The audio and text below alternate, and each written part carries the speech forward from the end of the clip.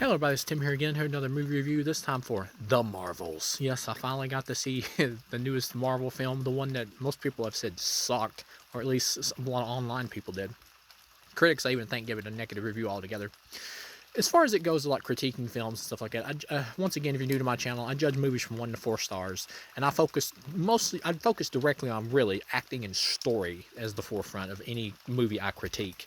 As far as this film goes, it's a 2-star flick out of 4. I'd give this a rental. This is an okay time waster movie. I didn't hate this flick. Like when I went into this film, I was dreading it. Like, oh god, this is gonna be like the Antichrist of Marvel movies.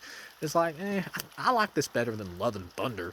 Love and Thunder though had more fun to it, even though it was a bad movie. But that movie was more disappointing because of Thor Ragnarok being so good. This movie, I'm not a huge Captain Marvel fan. Like, I have nothing against Brie Larson, really. Like, she said some stupid crap, and I've even made comedy videos about it. But as far as she goes as a person, I don't really have anything that personal against her or anything. As far as like this movie goes in terms of her performance, she is fine here as Captain Marvel. She just doesn't have any oomph to the character. There's no meat to her character on the bone. She's fine completely in performance. They bring back the other chick who played Kamala Khan or whatever in the Ms. Marvel TV show. Well, she's good here acting wise. Her character is just okay. She just comes off as like a fangirl of Captain Marvel through the whole movie, like Captain Marvel, we BFFs, Captain, my Captain, like over and over. That's just pretty much one note. But the actress, you can tell she's got a sense of humor and a smile on her face when she does certain things, and she has a bit of charm there to where it makes her enjoyable to watch. She's not, but she does come off a little bit annoying, like Scrappy Doo at some points. It's cool. It is kind of cool though to see like a character from a TV show brought into a movie, but at the same time, nobody was really asking for this like three-way combination of multiple TV shows and a Captain Marvel movie. I don't know why they went this route. Like nobody was begging for this to be done. They bring in like the Monica Rambeau character, I believe is her name, the daughter of the black chick that Captain Marvel was friends with in the first Captain Marvel movie. She's here. She was in WandaVision where she got powers from like I forget how, like a force field thing she touched or something, some kind of witch hex thing in that show. She's here. She's okay.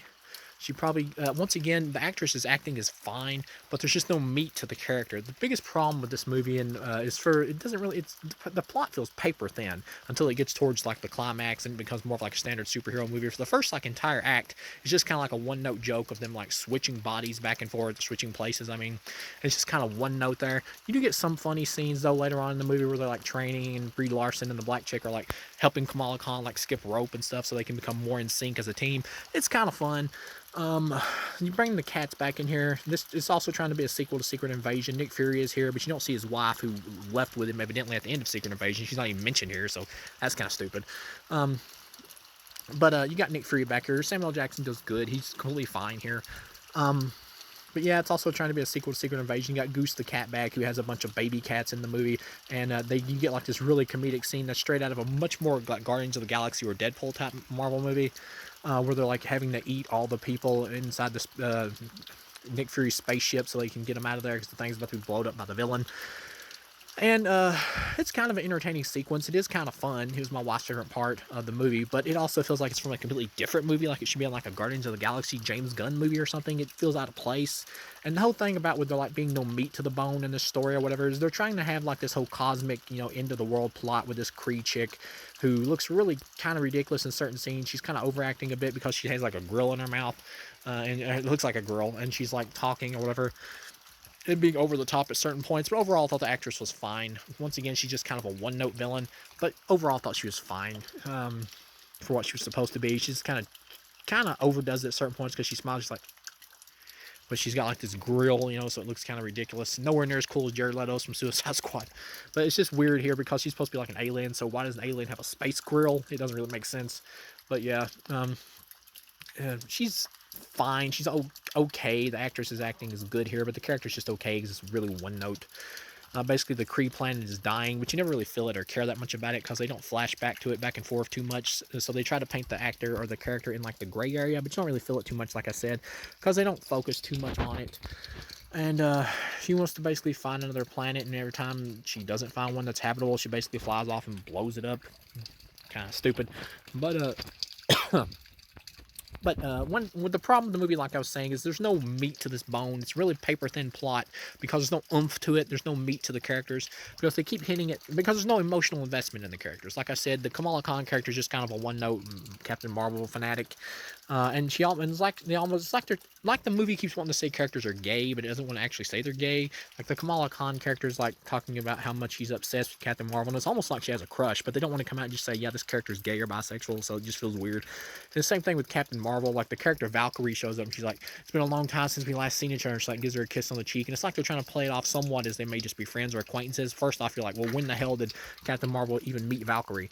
But then it's almost like, well, it's like they're trying to hint that Captain Marvel's a lesbian and she's in a relationship with this chick, but then she just leaves and it's like, no, it was nothing. So it's weird how they're doing it here. It's like they keep wanting to say these characters are gay, but then they just back off and are like, no, they're not gay. It's like, what? It's like they write in this sequence in the movie where you find out Captain Marvel had like an arranged marriage to this pop singer looking dude, Asian dude on this planet that sings, which is kind of a little bit stupid. But it's not totally like devoid of some amusing entertainment when they get there. It's like they just threw this dude in just to say, yeah, she's straight, or she likes the penis. It's like, it's weird. But yeah, that's the problem. Like I'm saying, they should have just made the Captain Marvel character gay. Like she should have been gay in the first Captain Marvel movie and should have been in a relationship with that black chick. That would have made more sense and been much more emotionally impactful. But because they don't do that and they're just like, they would just make them as friends or whatever, and it comes off as a very chaste relationship, you never really feel an emotional connection to the Captain Marvel character because of that. And that's the other thing with the whole Monica Rambeau character or whatever, I think that's her name. But that may have even been the name of the mother. I'm not for sure. I get them confused. But her whole thing where she's like so upset because Captain Marvel like flew off into space and all that and didn't come back and see her, and she was calling her aunt. It's like, well, why do you care so much? Because you knew her for like a few minutes in that first Captain Marvel movie, and yes, she may have come back to Earth and said hi every once in a while or something, but you were never that close with her that we saw. So it's like, it's just your aunt that flew off to do space battles. Like, why do you care so much? Like, it would make much more sense if she was like her second mom or whatever, you know? Like, if her and that black chick would have been like a gay relationship, and this would have been like their adopted daughter, that would have been much more emotionally impactful. Because they just skirt around it and don't ever go through with it, it just comes off like, well, who cares? There's not enough emotion of it for a connection here. There's no humanity to this, not enough to grapple onto, so you don't really feel it. So overall, the movie's pretty bland and off and on kind of bad for the most of it until you get to towards the end. It does liven up a little bit more with some of the action.